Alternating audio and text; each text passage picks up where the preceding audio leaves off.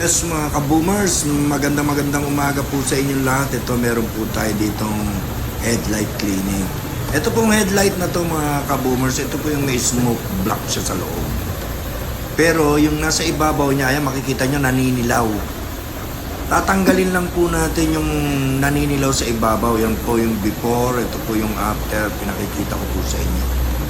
Ito po yung tatanggalin natin naninilaw sa ibabaw ng headlight niya. Pero yung headlight niya po may smoke block siya na konti, parang ano lang siya, yung shade lang na black, may shade po siya.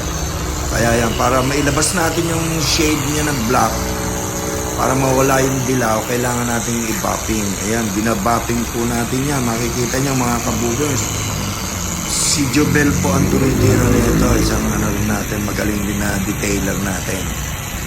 Kaya ang gagawin po natin dyan, papantayin na po natin, ilalabas po natin yung smoke block niya, yung dilaw, yung naninilaw na yan, tatanggalin po natin yan para maganda ang dating ng kanyang headlight. Ayan mga ka-boomers, tignan nyo, mabuti ha.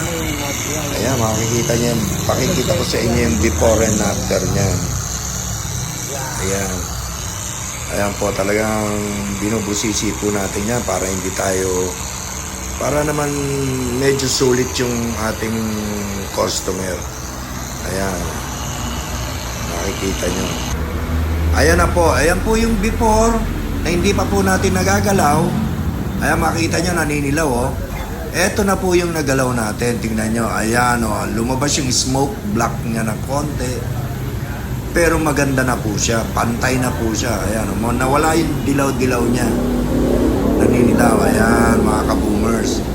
Kaya yan ang tatanggalin natin dito sa kabila. Ayan o, tingnan nyo, naninilaw yan mga ka-boomers. Tingnan, dilaw na dilaw o.